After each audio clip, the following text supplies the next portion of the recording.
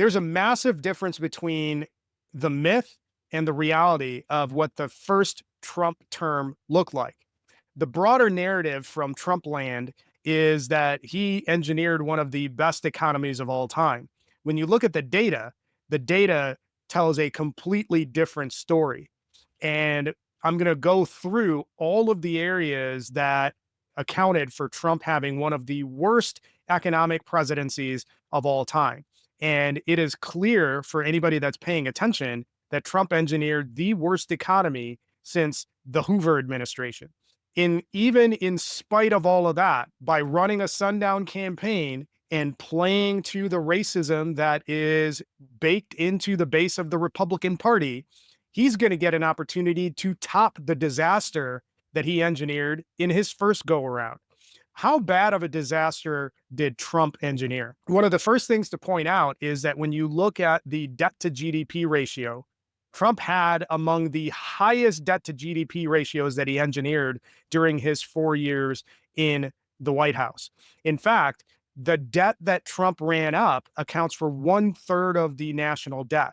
And when you compare it to the debt to GDP ratio that Obama had incurred during his 8 years, Trump's numbers are almost equivalent in 4 years. President Obama had to recover from the disaster of the Bush presidency. So President Obama's debt to GDP ratio was at 32%, while Trump in 4 years engineered a debt to GDP ratio of 29.4. You look at manufacturing jobs. Again, Trump didn't do anything that was atypical of what the trend line was during the Obama administration. During the 8 years of President Obama's term, you saw a manufacturing jobs decrease of 1.5%. And in Trump's term, it ended up being 1.3%. And a big factor in that continued decline was Trump's tariffs and trade war with China. Consumer spending tells a similar story as well. Trump inherited a really strong consumer spending environment from President Obama, where President Obama, over his 8 years, had a consumer spending increase of 18.6%, and Trump only managed a 3.4% trajectory. And when you look at the pre-COVID numbers, his numbers were not anything beyond what was handed off to him by President Obama. In fact, when you look at Trump's first 3 years and compare it to President Obama's last 3 years, President Obama's numbers actually outperformed Trump's. So the entire narrative about Trump having a strong economy is another example of Republican myth making when it comes to their presidents.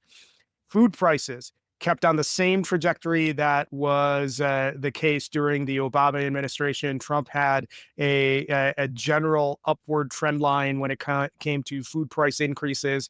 Home prices maintained the same trajectory that they were on during the Obama administration. President Obama engineered a 23.7% median increase or gain in home prices, and Trump underperformed that, but still had a 21.2% increase. So following the same trend line. The S&P continued the same trend line that he inherited from President Obama. President Obama's administration engineered a 182% increase over 8 years, and that from recovering from a crashed economy.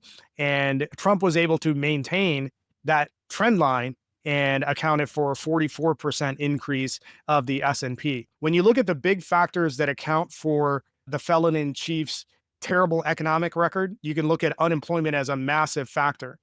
When President Obama took over, he took over after a crashed economy, and Trump inherited that upward trend line where unemployment was going down, and his mismanagement of the pandemic led to a massive spike in unemployment that ended up being a massive factor in the overall economic stability of the country. President Obama handed off a economy that accounted for 8.6% increase in jobs to the felon in chief, and Trump, as is typical of most Republicans, promptly tanked the economy and left office with a negative 2.7% job loss record.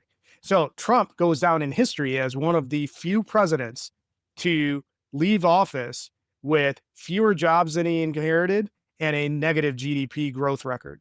This is by far one of the biggest disasters of an economic presidency ever. And the fact that people believe that he engineered a strong economy speaks to the power of repeating the big lie over and over again and counting on the uninformed Republican base to swallow it whole.